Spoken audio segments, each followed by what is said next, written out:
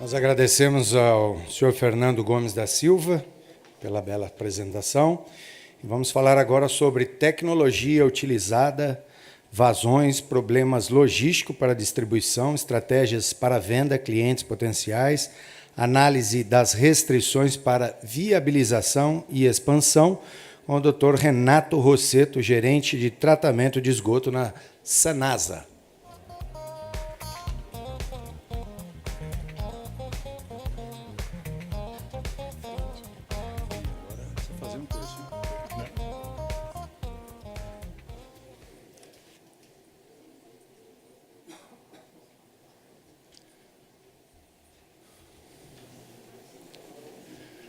Então, uma boa tarde. A Sanasa, através de sua diretoria, agradece a oportunidade, de estar aqui presente para contar a experiência da Sanasa na questão do tratamento de esgoto, na questão da água de reuso. E o nosso foco vai ser principalmente sobre a EIPAR, a Estação Produtora de Água de Reuso, que já se encontra em operação há cerca de 6 anos, 6 anos e meio. Em modéstia à parte, está sendo um maior sucesso. Então, a gente vai falar um pouco, repetindo um pouquinho a fala do Fernando, A Sanasa conta hoje com várias estações de tratamento de esgoto, distribuídas pelo município de Campinas, com 92% 95% praticamente de coleta de esgoto, em torno de 80% de esgoto tratado do que é coletado. E várias estações dessa, por exemplo, a Etianhumas, podem vir e serão, no futuro, uma fonte de abastecimento. Já existe um projeto de retrofitting da Etianhumas para transformar os 700 litros por segundo da Saet numa água de reuso para abastecer a população, como água potável ou como indústrias, para o fim que for necessário na devida oportunidade. A Sanasa ela vem se preparando, implantando ETs, conforme preconiza a legislação, nível secundário, com desinfecção ou sem desinfecção, conforme a classe do rio, e muitas dessas ETs poderão, no futuro, estrategicamente, virem a ser transformadas, através de retrofitting, de melhoria dos seus processos, numa estação de tratamento de esgoto para fins de reuso. Isso hoje já está desmistificado, a nosso ver, existe possibilidade técnica, sim, com segurança, com confiabilidade, de a gente transformar o esgoto em água de reuso, que é o que nós vamos ver nesses próximos slides. Como benefício da água de reuso, a gente possibilita que a bacia tenha uma disponibilidade hídrica maior. A água que está no rio deve ser encaminhada ou reservada para consumo humano, para potabilidade. E o esgoto pode vir a ser transformado em água industrial, em vários tipos de água, que cada região tem a sua necessidade. Então, isso entra dentro do aproveitamento dos recursos hídricos locais, com a conservação dos recursos hídricos para o abastecimento público, melhorando a qualidade das águas, porque quando se trata para fins de reuso, com tecnologias para atingir o reuso, significa um efluente de melhor qualidade. Então, o que se vai lançar para os rios, para o corpo receptor, vai ser melhor. E o rio agradece, muito obrigado. O rio gosta, os peixes gostam de água de boa qualidade. E essa é a EPAR.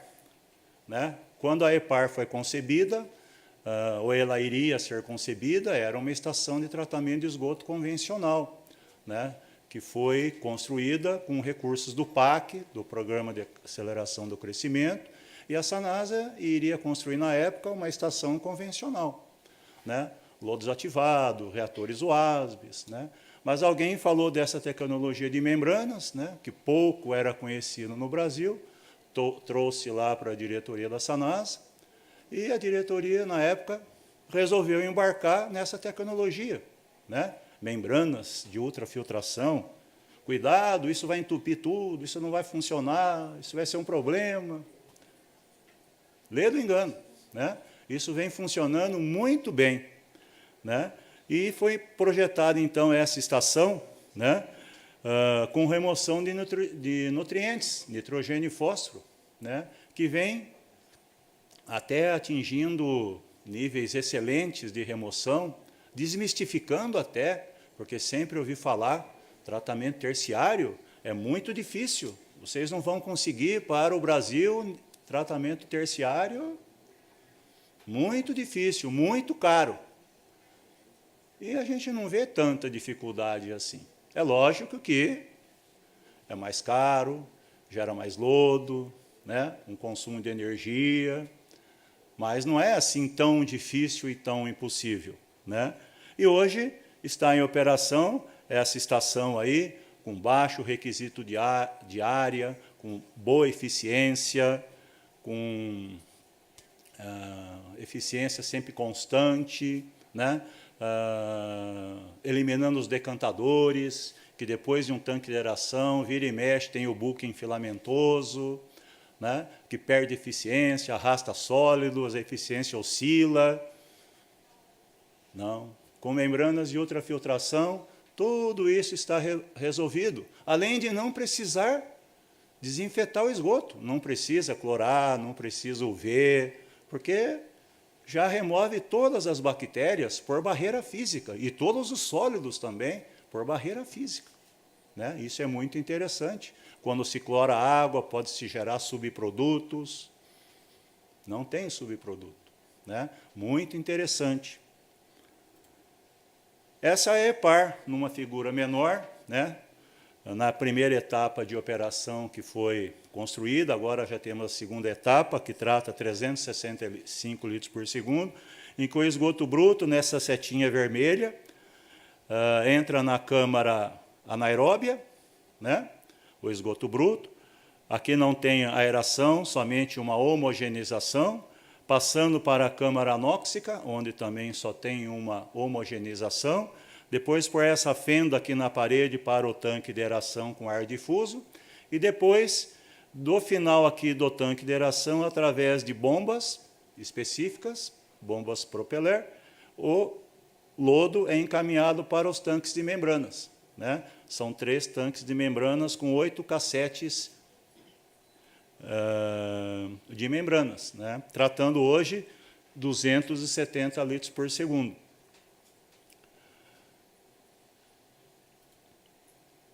A gente vê nos livros, né, que a atuação das membranas filtrantes consegue remover toda essa turma aqui que está nessa região. Boa parte dos vírus, das bactérias, dos sólidos, Giardia, Cryptosporidium, que muitos sistemas não conseguem remover, né? Complicado de remover Giardia, Cryptosporidium, parasitas. Então, com uma membrana de 0,04 micras, nesse caso da EPAR, a eficiência de tratamento tem sido espetacular, porque todos esses sólidos e resíduos e vírus e bactérias são atingidos, né? Aqui a gente tem um resumo. Desde 2012, quando começou a operar a EPAR, janeiro, fevereiro de 2012, começou a operar o sistema biológico, até setembro de 2018, em que a gente verifica DBO, nitrogênio, nitrato, fosfato, sólidos, turbidez, né? Uma elevadíssima remoção desses poluentes, né? E atingindo eficiências que outras estações não conseguem, né? Uma remoção de Escherichia coli, de coliformes termotolerantes, bastante elevada, né? Menor que 2, porque se usa a técnica de tubos múltiplos, né? Então, a técnica preconiza menor que 2, mas, na realidade, muitas vezes não tem nenhuma bactéria, porque as bactérias são maiores que o poro de 0,04 micras. Né? Giardia cryptosporidium, via de regra, não é detectado, né? Não passa. Esses protozoários são grandes para o poro de 0,04 micras, desde o início de operação. Aqui um gráfico da turbidez diária, né? Desde abril de 2004, quando a gente começou a medir mais efetivamente, começou a montar esse gráfico, né? Até setembro de 2018, em que a estação tem turbidímetros online, mede-se online 24 horas por dia.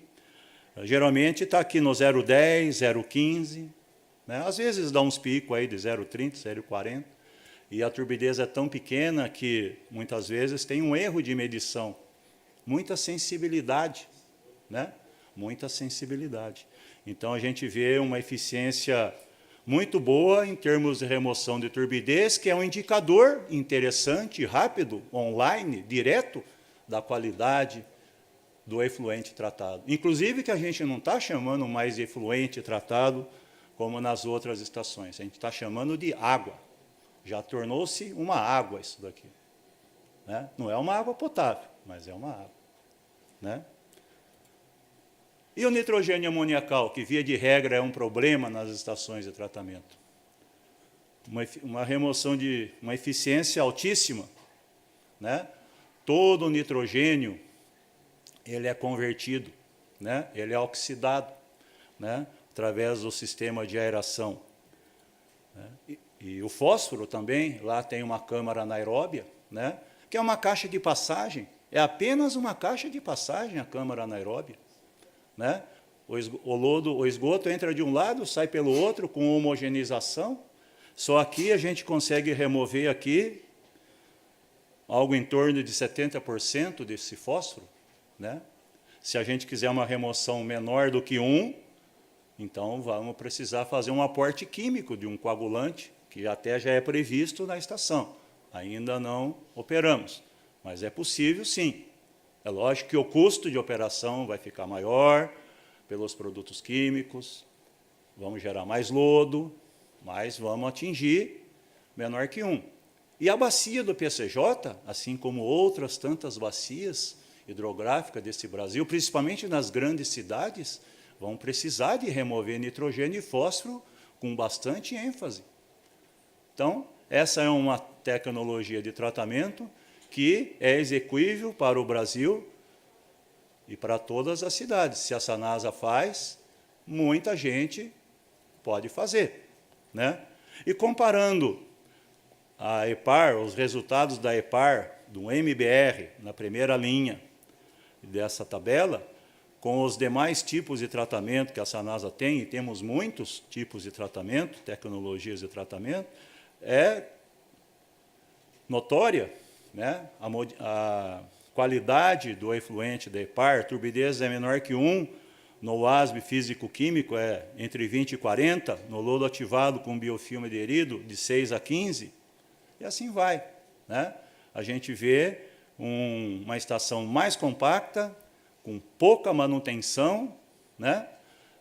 Com alta eficiência, embora tenha um consumo de energia um pouco elevado, mas a gente tem um efluente de altíssima qualidade também.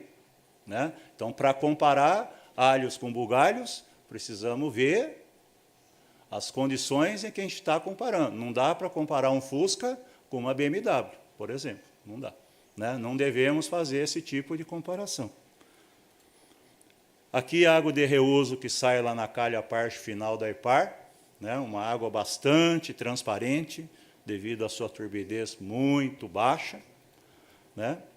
Aqui, uma das análises que a gente fez, e foram muitas, mais de 30, da qualidade da água tratada, do efluente tratado da EPAR, né? Em que a cor aparente não atende à portaria 2914, Às vezes, as bactérias heterotróficas também não atendem, nessa aqui atendeu. Né? O cloro residual livre, se for ver aqui, também não atendeu. Né? Teria que ter 5, mas a gente não clorou o efluente. Né?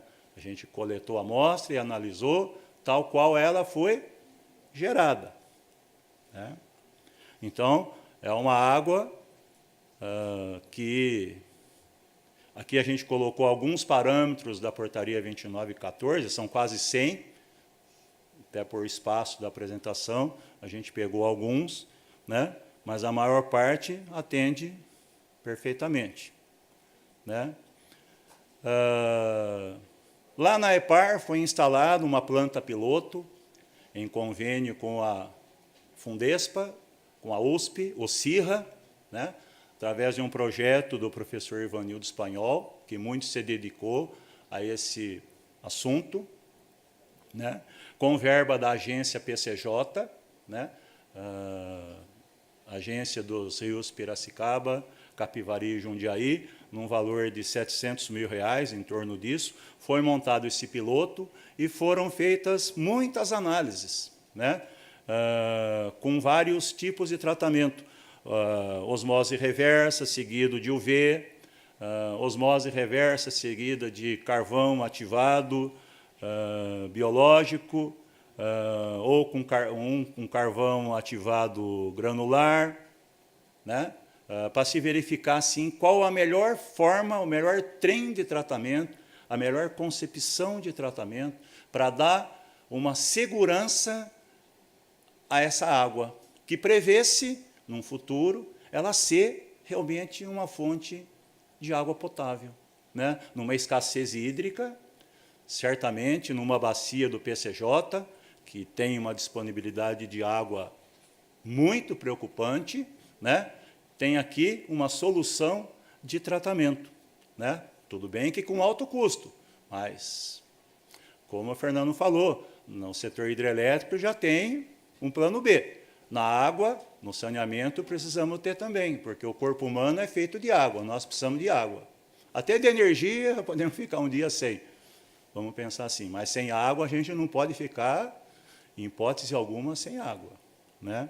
Então, foi implantado esse piloto, que agora vai ser retomado numa segunda etapa, num convênio com a Unicamp, com professores, para se fazer uma análise muito apurada, apuradíssima, da qualidade dessa água. Que ela já é potável, a gente quase já chega a essa conclusão. Mas será que ela é segura? Agora, como o Fernando falou, fazemos uma provocação. Será que a água potável que a gente bebe hoje é segura? Será que ela é segura? Né? Então, precisamos desmistificar esse assunto. Né? Aqui temos um fluxograma do piloto, um pouco complicado para ler aqui, mas não é o caso, né? Para a gente poder mostrar que tem várias aqui tecnologias de UV, tem osmose reversa, tem um UV para oxidação, um UV para desinfecção inicial, para remover as bactérias, o carvão ativado biológico, o carvão ativado granular, um tanque de peróxido de hidrogênio, de hipoclorito de sódio, várias alternativas que poderão possibilitar várias linhas de tratamento, verificando qual é mais técnica e economicamente viável, né? Como uma solução de reuso, quiçá potável.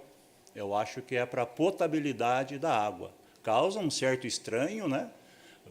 Transformar esgoto em água potável, mas é o que a gente vai ver, talvez nos próximos anos, pelo crescimento populacional das bacias, principalmente nas grandes cidades brasileiras.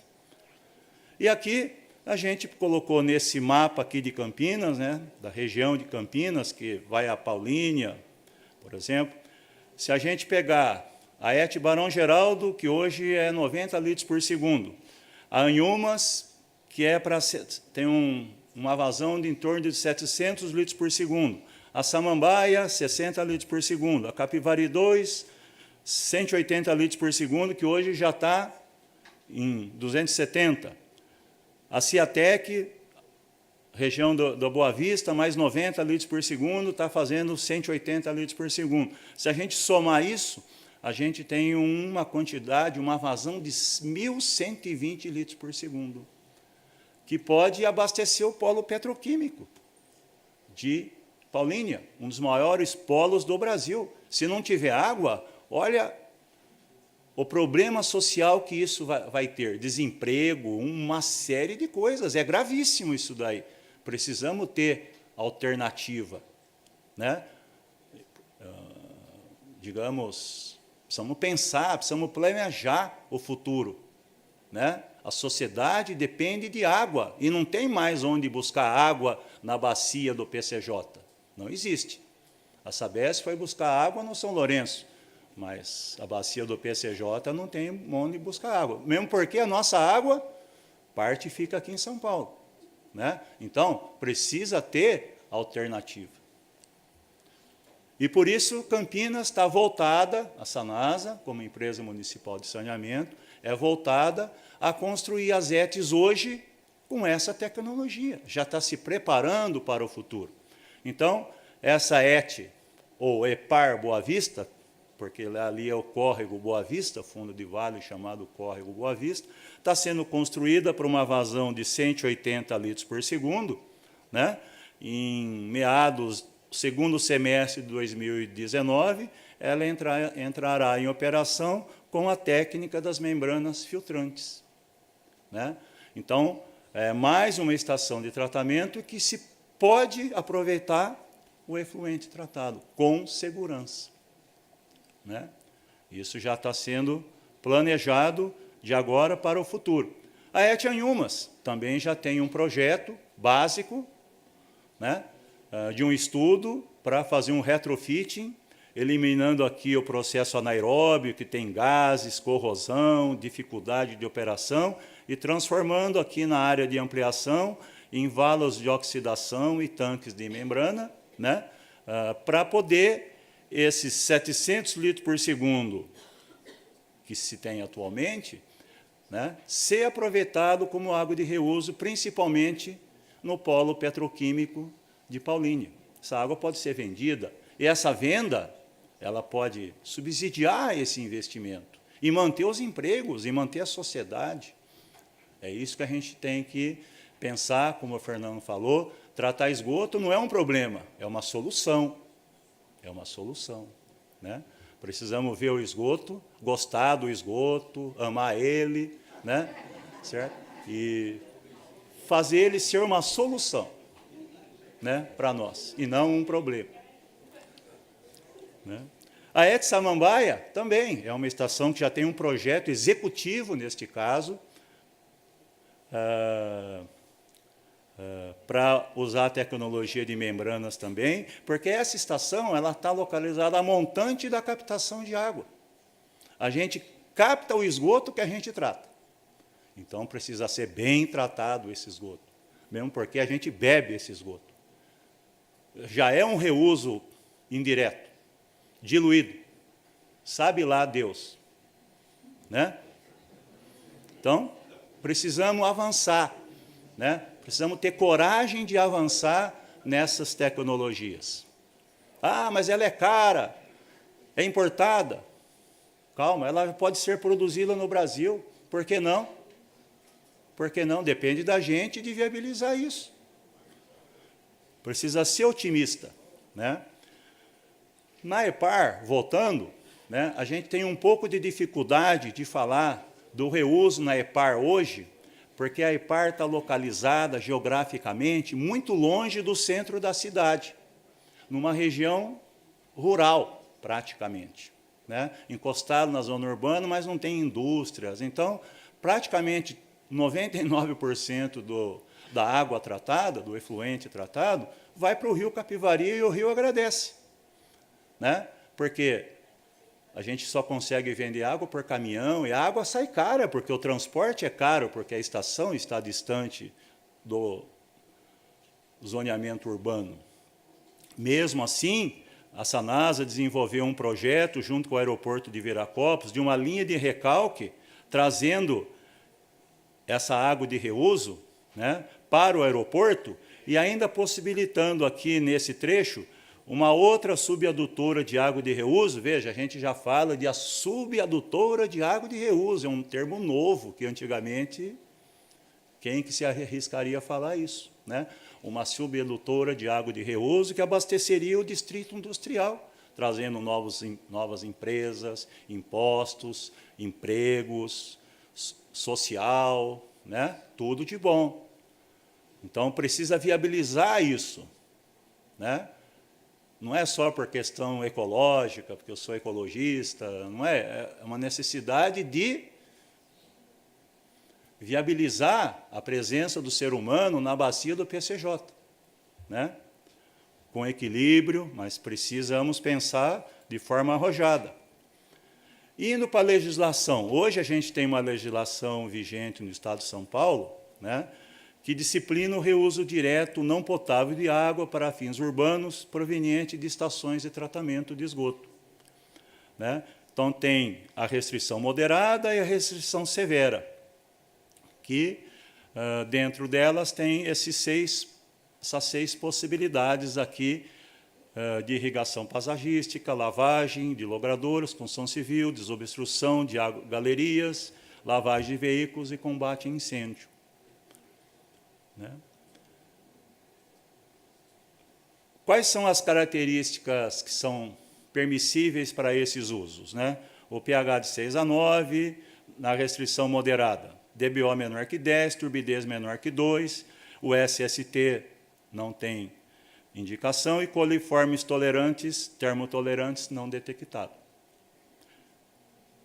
Aí tem uma observação embaixo na legislação, depois dessa planilha, né, está um parágrafo lá, um inciso, que diz que para sistemas com membranas filtrantes, a turbidez não poderá exceder a 0,2 unidades nefelométricas de turbidez. E máximo SST de meio. Então, na turbidez, para a turbidez e restrição moderada, em qualquer estação, se atingir 2, beleza. Mas quando for membranas, tem que ser 0,2.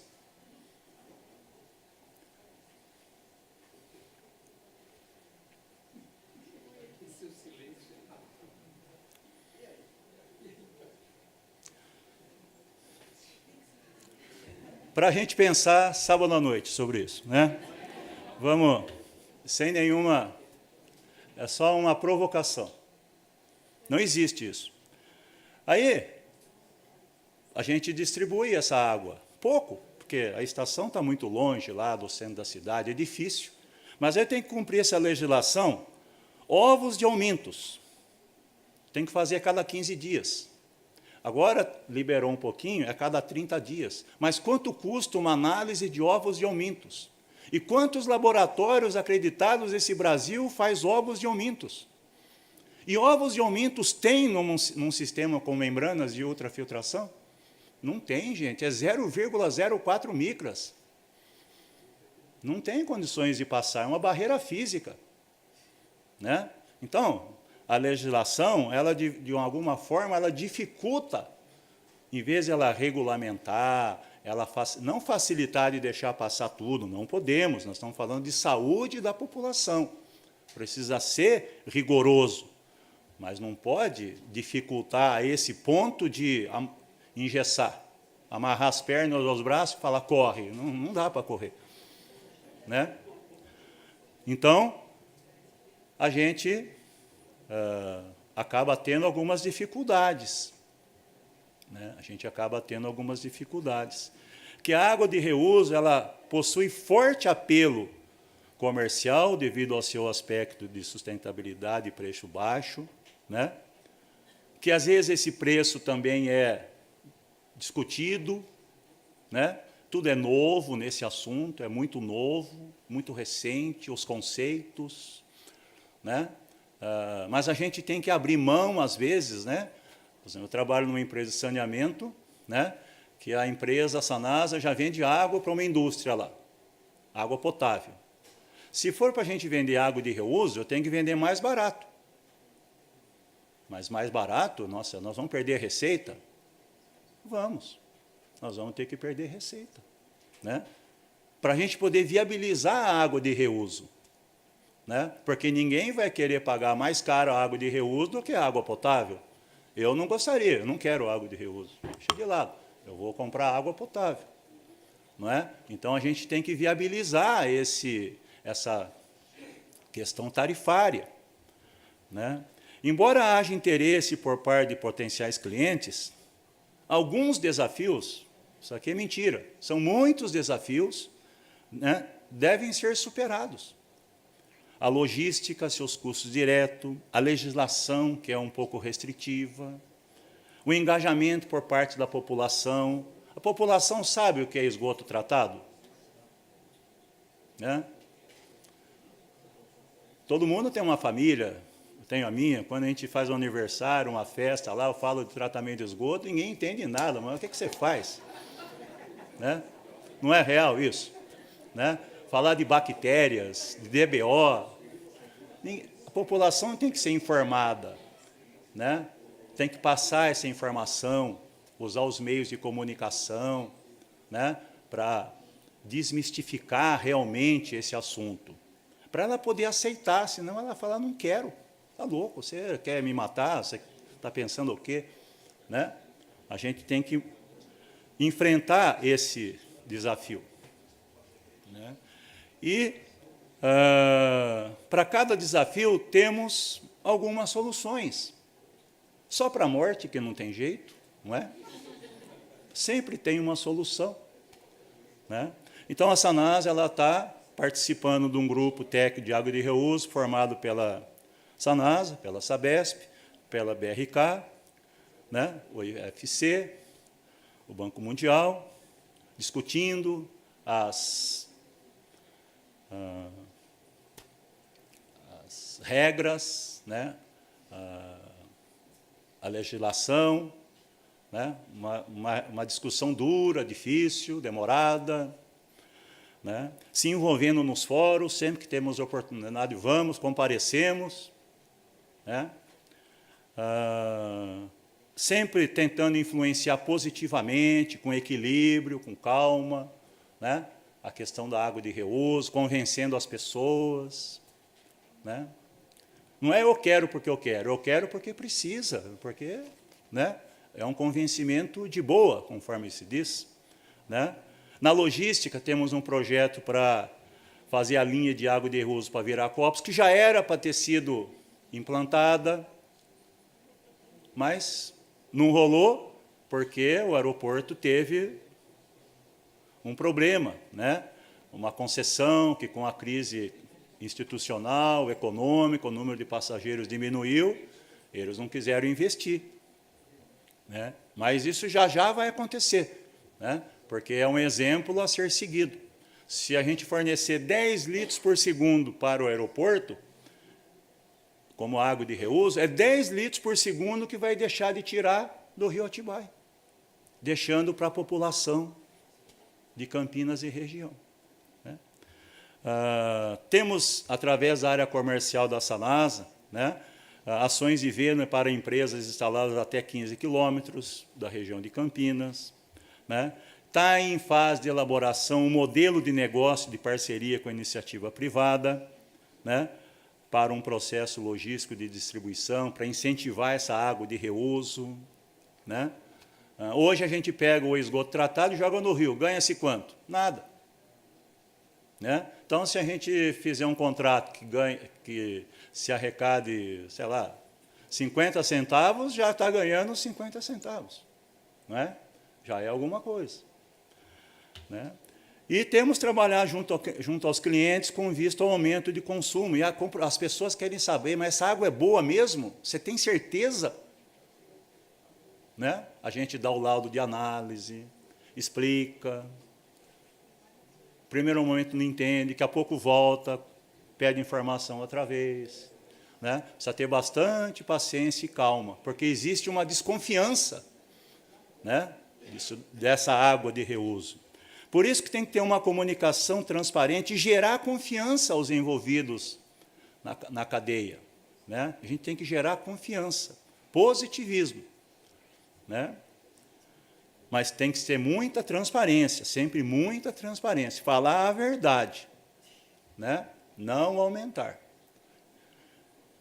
Precisa ter estímulo, né, para que a gente possa desenvolver pesquisas, por isso vem de encontro esse piloto que está lá instalado, que vai ser retomado agora uma segunda etapa de operação, né, junto aos professores da Unicamp e outros associados da Unicamp, num convênio que vai ser elaborado nos próximos dias. E quais são os desafios, fazendo um resumo de tudo que a gente está falando, que o Fernando do Aquapolo já falou também, que é uma espécie de repetição aqui. Né? É possível produzir água de reuso com qualidade elevada, estável e continuamente.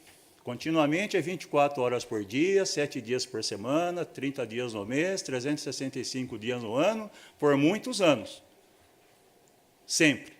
Né? Porque você só vai conseguir comercializar água de reuso para o aeroporto, por exemplo, se for constante. Se for de vez em quando, ele não vai querer. Né? É necessária a implantação de instrumentos de regulação que controlem, mas não impeçam o reuso, como acontece hoje, de uma certa forma. Talvez impeçam é um pouco forte, mas dificulta demais. Né? E que considere as necessidades e potencialidades de cada região. Cada região tem uma necessidade. Será que a água de reuso tem que ter um padrão para todo mundo? Não. Para aquele uso, uma qualidade. Para aquele outro uso, talvez outra qualidade. Né? Para facilitar o uso, né? A aceitação por parte das pessoas. Né? O reuso deve ser sempre contemplado no planejamento das cidades e das bacias. Por que não as novas estações de tratamento de esgoto? Nesse Brasil falta tanta estação de tratamento de esgoto. Por que não planejar as estações do lado do distrito industrial, onde vai ter um distrito industrial no futuro? Por que não? Isso viabiliza. Se não viabiliza agora, viabiliza o futuro, de novos empregos e de uma sociedade mais organizada. Né? Fatores econômicos, tais como os custos de implantação e operação, interferem na ampliação de distribuição e distribuição da água de reuso. É tudo muito novo. Quanto custa essa água? Né? A EPAR, quando começou a operar, tratava 180 litros por segundo. A gente tinha uma equipe lá. Agora trata 270. Já vai tratar 360. O custo de funcionários é o mesmo. Né? Então, dizer custo é um pouco complicado, porque tudo isso é muito novo ainda, é recente esse conceito. Né? Então, a gente precisa estabelecer políticas que incentivem a prática, como a isenção e redução fiscal de equipamentos, de custos, reestruturações tarifárias, facilitar esse processo, para que a água de reuso possa vir a nosso favor, né, a favor do ser humano, da sociedade que aqui vive. E isso não é filosófico, isso é real. Né? Isso é real. Precisamos investir em pesquisas. A Sanasa está tentando fazer isso. Transparência, divulgação de resultados são ferramentas necessárias para aumentar a aceitação da prática, do uso, do reuso. Né? Precisamos reduzir os custos de operação para proporcionar aplicação e operação adequadas. Tem muita coisa para fazer. Né? Tem muita coisa para fazer. Então, era esse que é o recado que eu queria deixar. Estou à disposição e muito obrigado.